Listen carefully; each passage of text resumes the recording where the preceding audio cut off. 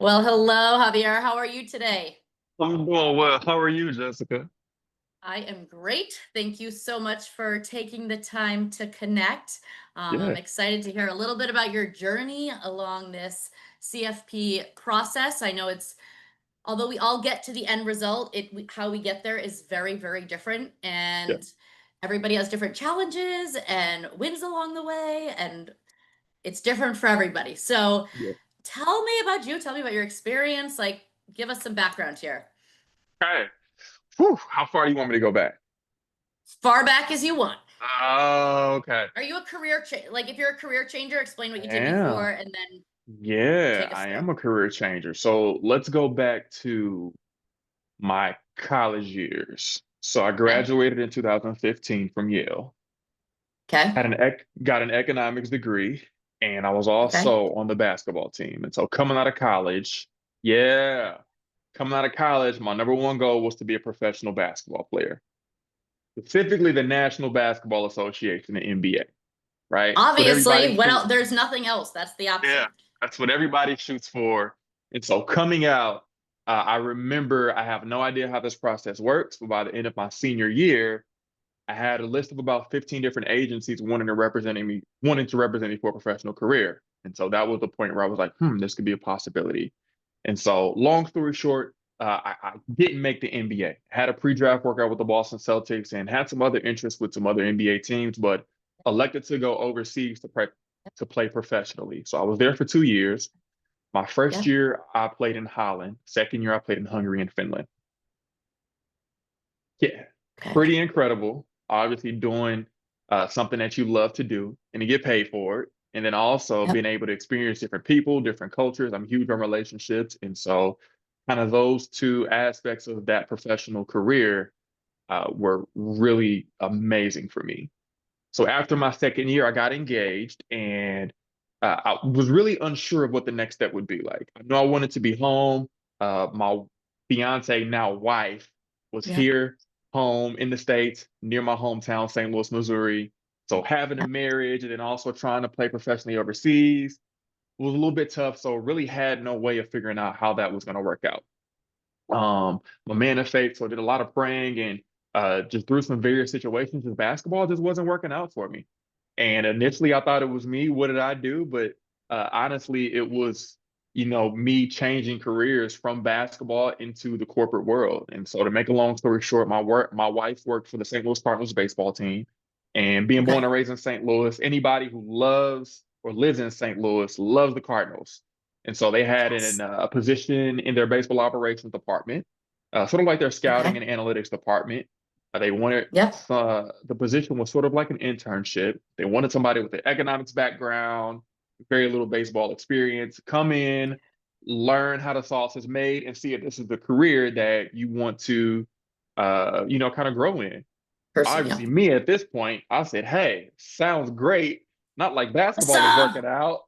Plus, I'm from St. Louis, so who wouldn't want to work for the Keep me in the hometown sports. team?" Keep me, Yeah, with my brain going. Hometown. What could be better? yeah, for sure. And so I got or switched to being a baseball operations fellow with the St. Louis Cardinals. And Okay. this was early 2018. Yep. And so this is the start of my corporate career. And at this point, I'm really not sure what I want to do long term. Again, I had this goal of playing basketball. It didn't work out. And so now I'm in a space of, all right, what's next for me? What am I really passionate about? And what is a career that I can really see myself not only growing in, but thriving in? And I was with the St. Louis Cardinals for about 6 seasons. It was good for me initially coming out of playing basketball. It allowed me some stability. It provided some income. It allowed me Yep. to be home. But as Yep. I got into my career with the Cardinals, I said, I don't know if I want to do this long term. Don't get me wrong. I love working for the Cardinals. They're a great organization. They're one of the premier organizations in baseball. But when it came to the nitty gritty of the product and the department, it wasn't, I don't want to say it wasn't interesting. It didn't tap into what I felt like I was called to do. Right. And if it sounds like what fills your cup is being in the relationships and helping through, like, I can tell through your personality, like Yeah. your cup and your energy is filled by that. And, there's only so much you can do behind the scenes working, and in an organization like that. I'm sure it was great, but at the same time, Yep. it's like, is that what I want to do forever? If I wake up 20 years from now and doing the same thing, will that be a win, or will that be, oh, why didn't I do something different? Yep. You're exactly correct. And staring at a screen uh, as a 9 to 5 is not doesn't is not for me. Mm, And so I really had some internal conversations about, all right, what is it that I'm really good at, and yeah. what is it that I feel like I'm called to do. Yeah. And I settled on being in wealth management. And I settled on that for a few reasons. One, I had an economics degree. And so I've always dealt with numbers and thinking about the economy from a large perspective that always interests me. And obviously, being in wealth management, there are some tenets to being able to understand, all right, what's going on in the economy, and how do I take that Right. knowledge and apply it to my day to day as I'm advising clients. Yep. Two, obviously, the relational piece. I want to be able to help people, and I thrive on building strong relationships, which is something that I just wasn't doing the same with Cardinals. And then the third thing is, uh, I've always I've always had an affinity for numbers, and not the analytical, right, hardcore numbers that may you may find in an analytics department, but more so from the standpoint of budgeting, of financial planning, and I've always been drawn to that field. It's like a And puzzle. so, Like, how can I, yeah, based on the numbers we have, how do we move it around to work for you, and then for you yep, differently, and for you differently? yep, that's exactly right. And so I settled on being a wealth advisor for professional athletes. I felt like that was it. If I could find a position, that was that. That was Yeah. the thing that I felt like, yeah, that's it. That I could wake up in the morning and be excited to do every single day. So That is now, is that still your niche? it is. It is now. That is phenomenal. It fills every cup that you possibly like. You're still, you get, that just, Yeah. And so my story is a little bit unique because, again, as I'm thinking about this, I'm still at the Cardinals. I have no idea what the space of financial planning is. I have no idea who does the work that I'm passionate to do. And I'm at a point where, all right, I have no idea how to get started, but I know that this is not it for me.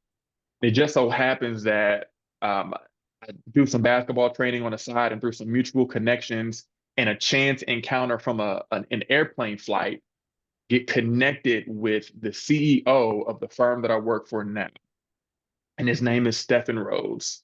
And it okay. just so happens that Stephen has a company called Signify Wealth. Okay. They're based out of St. Louis, and Yep. they're a wealth management firm specializing with servicing professional athletes. It's like mic drop. I know we're supposed to talk about the exam, and I'm like, this, yours, Yeah, I, yeah, everything happens for a reason. And it's like you take a leap of faith, and sometimes you don't know why, yep. such and such happens. But, similar, my path was pretty unconventional. Well, I went to school at Providence College, studied finance and accounting. Um, Fun fact, I was the first female manager in the school's history for the men's basketball team. So Okay. love, and I picked my school based on what was a D1 like program that I wanted to be a part of. I like the Big East. Yeah, So that was loved that stuff. And then went to work at Deloitte, like one of the big four okay. accounting firms. That was in Yeah. 2008, which is when everything kind of Yep. um, ended up taking my CPA exam, which was a process in and of itself, and then Okay. retired early when I was like, I don't think this is what I want to do. Went into sales with Mary Kay Cosmetics for 14 years, Okay. proceeded to get married, have 3 children, uh, crushed it in Mary Kay, pink Cadillac, like all of the Yeah. above. And it wasn't until a life circumstance where I was going in for open heart surgery 5 years ago, and Mm-hmm. the night before I was like, if I if I don't make it through, have I done everything I want to do? And you almost wish that it doesn't take something, to hit you on the head, but it's a leap of faith, and which is Hmm. exactly, the situation you're in. Like, this is what I thought my passion was. Am I going to screw up if I do XYZ? And my favorite class in college was financial planning. And Hmm. but there was no path for it. It was an elective, and Yeah. everybody pushed you Big Four accounting firm. And Yep. so that's what I did. Um, and as soon as I got through surgery, a month later, I signed up for the CFP program at BU. I paid for it upfront with an 18-month until it expired because I knew if I didn't, it would not get done. Hmm. And there was no turning back. Now, I don't know what your experience was in terms of the studying. I took it 3 times. I failed twice and passed on the third time, but it was a journey. And I think like the mental part, I mean, I'm sure in basketball, you work hard, you keep working, you'll figure out a way to make it work. Whereas this is like a totally different, you just have to take a different approach. It's not like working harder necessarily gets you there. It's like, Yeah. how do you work smart, not just hard? How do you like there it's very different from what I'd experienced outside of this experience. Yeah, for sure. And I passed on the second try. Okay. And so I got What's connected with, different? Like, when did you take it first? Did you take it right away afterwards? Did you hmm have a mental, oh my God, I need a break? How did you get yep. connected? Like what? Yeah, yeah. So I'm still with the Cardinals at this point. Okay. I'm talking with Signify, just trying to figure out what the correct role is and what that would look Yep. like, what a transition would look like. And again, I'm at this point, I'm not sure if Signify is the company, if that's going to actually work out. But to your Yep. point, I took a leap of faith. And so I researched Yep. CFP and okay, these are the four tenets: education, exam, experience, ethics. Yep. Education, you can sign up online, take you some classes. All right, fine. So I enrolled in some classes, paid up front, and had no idea where it was going to lead to. But again, I really felt like this was something that I was drawn to. And if it was truly going to work out, then it was going to work out. And so, Right. to your point, it was a leap of faith. And it just so happens a couple months after I started my studying, I ended up getting my job with Signify. And so, glad that that all worked out for the education piece. And so, went through the education piece. I did it with Dalton, finished up Okay. around August, yeah, around mid-August. And my first attempt at the exam was in November. What Now, year are we in now? Sorry. this is no, you. This is 2024. So this is last year. Started with Okay. Signify April 1st, 2024, and I completed my education studies August 2024. Okay. Yep. And so I'm gearing up for the exam this past November of 2024. So there's about a few months in between where I'm stopping my education and I'm Yep. taking the exam. I signed up for the Dalton CFP review, and they have a schedule that's daily. And so I did all of the daily scheduling. They did some in-person classes as well, like an in-person review in Chicago. I went to that. And so leading up to the exam, I felt all right. And looking back, I had much more technical knowledge. And if you know anything about the exam does not Mm-hmm. care about how much technical knowledge you have. Or It's what all you've memorized, or what it goes exactly. 5 layers deep. It's not an Yep. insurance question. It is an Yep. estate and insurance, a tax. You better know it all. Yep, you're exactly correct. And needless to say, again, as I mentioned, I failed the first time, and it was because I didn't know how to apply those technical questions to those scenarios that were on the exam. Yep.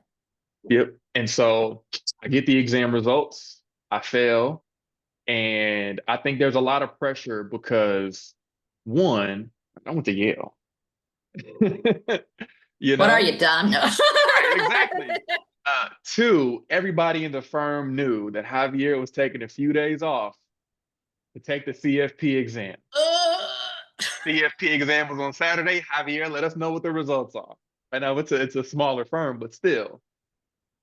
And Oh, it's the it worst feeling. was, yeah, it was gut wrenching. However, I lean on again my experience in basketball because you play the game of basketball, you're gonna have a lot of moments that Hmm. don't go right. And often I find that the most successful basketball players are the ones that are able to adapt, are Yeah. the ones that are able to say, you know what, that didn't go as planned. I'm going Yeah. to acknowledge my feelings, but I'm not going to let my feelings dictate how I'm going to move forward. What are you going to learn from it? What went good and what went bad, and how do I fix it? Because I don't have time to have a pity party because Oh, we no. have practice tomorrow and a game in 2 days. Yeah, yeah, for sure. And so, and again, I do want to emphasize, right, acknowledging your feelings. I took a week or two off, and I sat in the fact that I was disappointed, I was sad, I was embarrassed, and I allowed me to myself to feel all of those feelings. And then after I felt like I felt I was at a point where I could move on, it was thinking about, all right, what should I do differently? Right. I talked to Dalton, they said, hey, yeah, you can re-enroll and do the same process all over. And I said, I did that and it didn't yield the results that I wanted. And so what is something that I could do different? And through the CFP board discussion posts, Yep. somebody recommended this guy named Paul Alexander. Had no Yep. idea who he was, but I said, Yep. hey, why not? So I reached out to him on LinkedIn, shot him a message. We had an initial phone call. I told him, hey, Paul, these are my results from the exam. I failed in these areas. I just want to study these areas. I feel like it'll be fine, right? Just brushing up on some more technical skills. I remember mentioning to him, yeah, and I didn't do well in investments, but investments are just numbers. So, if I could just get the numbers down. And he asked me, what's the benefit of a discounted bond or something like that? And I said, and he was like, see, You're like, investment, like, well, that's not numbers. right, There's that's not, words. yeah. But long story short, I got connected with Paul, and he likes to use this phrase, game changer, right? And I felt like he was the game changer in me transitioning from failing the first time to passing the second time. Really diving deeper and trying to understand what the question is asking and taking my technical knowledge and applying that to or trying to figure out, all right, how do I apply the technical knowledge to the question that's being answered? I mean, it's it really is wild because the difference in you think you've got it. You think, Oh, I mean, you were smart. My second attempt, I was like, well, I'll redo the program again. Let's go through. I'm just didn't do it the right way. And then yeah, after that fail, I was like, maybe something has to actually change. yeah, And it's the more I look back, it's you want to do, there's a playbook and you want to stick to the playbook because that's what's supposed to work. yep, But I mean, in basketball, you have the playbook. This is how you run the play. This is how you do this. Like you should yep, score the layup if everybody does the proper, play together. And knowing that there's not one perfect way. I don't think there's one program that's better than the other. I think, and people are always like, what's the best program? It's so different for every person. And when I yes. started working with Paul, I kept saying, so how many hours do I need to study a week? What should I do? Do I read 20 pages a day? How many questions a day? And he was like, Mm-hmm. nope. I go, well, then what do I do? He's like, I want you to start focusing on not the quantity of the studying, but the Yeah, quality. yep, And I said, well, define what that means exactly. And we came up with, 4 or 5 things that I was going to do every day. Sometimes it would take an hour, sometimes it took 4 hours. yeah. But coming at it from a completely different approach, which was so uncomfortable. And Oh, I found myself, I don't know about you, like trying to slip back to the old ways. Then I'm like, nope, nope, nope. And for me, a big thing was taking one weekend day off mm-hmm. every week, which I Yes. kind of lied and cheated at first because it wasn't until like halfway through the process, I'm like, well, we would meet on Sunday mornings and we would do the tutoring. He's like, so what's your day off? I'm like, well, today's my day off. He goes, but we just did tutoring. I'm like, well, this doesn't count. This isn't like the studying. This is just the tutoring. Yeah. That was probably more mentally, challenging than my own studying, clearly. Uh-huh. And finally learning to take that day because Yeah. it's not more is better. It is your brain works different when you give it the time to shut off completely Yep. and not, I don't know, for me, like think about studying all the time because Mm-hmm. it's exhausting. You feel like I'm It studying all the time, is. but you're not thinking about studying, the other Yep. times. Yeah. So what did you do different the second go around? I know obviously you worked with Paul, but like any mind shifts or any big shifts that you noticed for yourself? Nope. Paul. So, and here's why I say Paul, because obviously there are a lot of questions that we do, right? 100 Yes. questions a day, right? 100 questions a day, take your one day off. However, it doesn't matter how many questions a day that you do, you're not going to get every exact question on your CFP exam, right? Like you're not Correct. going to see that particular question. And so Right. working with Paul, he taught me to look at a question and what are some of the tools that I can use to get to the answer? Even if it's a question that I've never seen before, what are some of the things that I can use to maybe narrow down and increase my chances, right? I liken it again to Yeah. basketball, right? Yeah, we have a playbook, but what happens when that play doesn't work, right? They're like, Because, wait, this isn't how we drew it up in right, practice. You're not supposed to slide yeah, by that screen. exactly. And the other team, they're watching your game film, they know your play calls. You And can't look so at the coach and be like, this isn't what we drew up. coach, You it know, didn't work. So what do you want? You want to call timeout again? No, you got to say, all right, no this timeouts didn't work. left. There's 30 seconds left and you're down by one. Let's go. Exactly. And so I think the biggest thing with Paul is that he taught me how to think my way through questions. Like when I Mm, first started yep. his question bank, there were questions where like I have no idea where to start. Right. When I would meet with him, I was like, Is this Paul, in English? honestly, Did you send me the yep, Spanish version, Paul? Paul, skip this one. Why'd you skip it? I didn't know. He just gave up. Figured that you can give me the answer, maybe talk through. Right. But by the end of my studies with him, and we were going, uh, so there were 3 months. The first month was once a week. The second and third month was twice a week, leading up to my March 2025 exam. And so when we were going to twice a week and toward February, March, I found that the questions got easier because I was able to process of elimination, right? And kind of think my way through questions. And that was the Yeah. skill that honestly, when I got to that second exam, I said, wait a minute, this seems eerily easier than the first try, right? Obviously, it's a 6 hour It exam, was, it's timed, but I'm like, I got time left. Do I it, can go back and that was exactly what I went through too. And it was, I think I call it exposure therapy. Like you might be a good test taker. I was not a good test taker. Like test anxiety, never like not my cup of tea.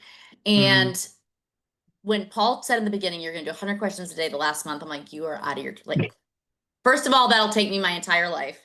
Second Yeah. of all, there aren't that many questions I can find. Third, I every Uh-huh. excuse under the sun.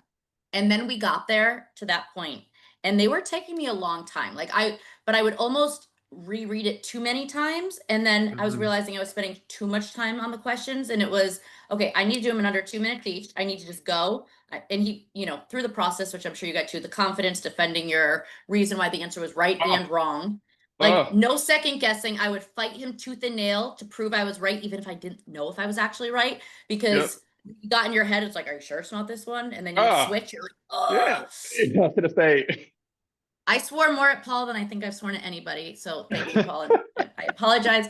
But by the time I got to the exam, I was like, why am I missing something? Like, are these easier than I thought? yep. Because it was the repetition, the repetition. Like, there wasn't time to, you had to do 100 a day. So it wasn't, oh, I'm Yeah. going to take my time and read this 20 times. It's learn from it, let's go. Learn from it, let's go. And Yep. it was less than two sets of questions during the exam.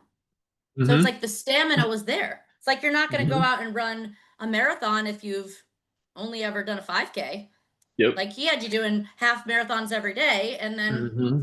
you were good to You go. got to, yep. When you got to the exam, there was a certain, and it wasn't just because I took it before, but because of No, the cadence with Paul, there was a certain sense of done this before, yeah. It's like a right? That, calm. You're not second guessing every single thing because you yep. become so confident in your answer.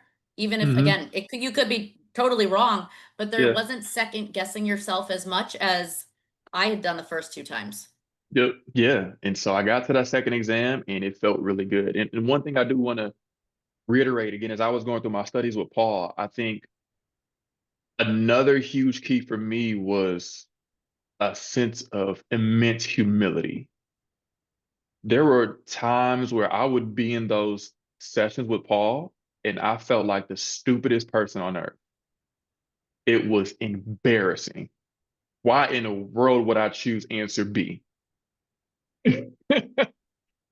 And so there was a sense of like breaking me down and saying, "Hey, you still have room to grow," accepting that I still have room to grow, and allowing Paul to kind of take me on that journey and lead me to where I'm Journey at now, and trusting the process. and trust in the process. And I think that could potentially be a huge hurdle for a lot of people that say, "Hey, I mean, I've got this. I just need to, brush up on a few things." No, there's a certain sense of humility that you have to have in saying, "You know what?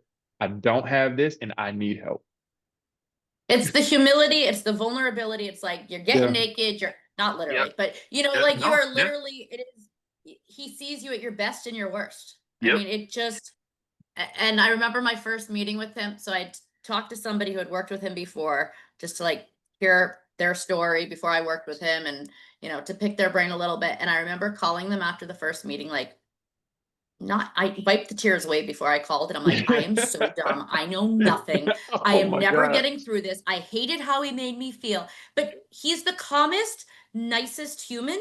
Yet it's just different. Like when somebody asks you to explain something, you really begin to learn it where you can Yep. say it upside down and backwards and understand the Yep. concept rather than just memorizing a fact. Hmm. Yep. So That's exactly right. yeah, I'll call him now. I'm like, I'm so happy that I don't have to study right now, but I am Oh, so grateful for everything. But it's so worth it. It is so worth it. And I think just to my goal in, talking to people about this is you are not alone. You can be, you can go to Yale, you could go to community, wherever you go, it yep. doesn't matter. It's like your process is going to look different from everybody's. It But know is. that you're not alone. A lot of people don't pass on their first attempt, and Yep. that's okay. You will learn more in that process in getting back up and continuing about your strengths, where you need to grow. The humility, like you said, is huge because Hmm. it, it's it's a process Yeah, for sure. it is. It is. And everybody's journeys looks different. And there's no right or wrong. There is no Your right or flavor ice wrong. cream, your favorite is different than mine, maybe, but it doesn't Yeah. mean yours is better or mine is better. Yeah, exactly. Well, I thank you. If you had to sum up in a few thoughts, like biggest, I know you said like the game changer, obviously working with Paul. If you could look into the eyes of somebody that's watching this right now, like what's one or two things you could say to them to sum up your experience, Yeah, words of wisdom or advice, I guess, not wisdom, but words good. of One advice. or one or two things. Well, the first thing that comes to mind is don't be afraid to ask for help. I think it's something that we learned right when we're in kindergarten in first grade, but there's a stigma that somehow between childhood and adulthood that comes upon us that doesn't allow us to say, you know what, I need help. So that's probably the first thing. Um, the second thing that I would say is your process is your process. Just reiterating what we've talked about, right? Whether it's you Blinders, pass, keep the yeah, blinders whether on. you pass on the first time or whether you pass on the fifth time, the end goal is to pass, right? And so, to your point, your process is your process, and that everything in your process, in your journey, is happening for a reason. Everything in your journey is preparing you for what's next, right? And so, for me, I didn't pass on that first try, but the humility and vulnerability that I showed and the way that I communicated that to my team at work. Hey, I didn't pass. I'm sad. I thank you all for your support. I'll take a couple weeks and I'm going to get back at it, right? So for them to see that vulnerability, I'd imagine that built a level of trust in me, especially as I continue to grow in the company, Yeah. that probably wouldn't have happened had I passed the first time, right? So they've gotten a chance to see firsthand, all right, how does Javier deal with adversity? All right, this is somebody that I can trust, right? As he continues to be a wealth advisor and trains for that this is somebody who I can see in that position because of how he's already reacted in these certain situations. So yeah, your process is your process. Don't be afraid to ask for help. Thank you. This was awesome. Thank you so much. I really appreciate you sharing your journey. Again, everybody's journey is totally different, but if you can take, if whoever's watching this takes one nugget, two nuggets, or just to understand that you are not alone in this process Yep. is our hope and wish and prayer here. So Yep. thank you guys so much, and I hope you have a great day. Awesome.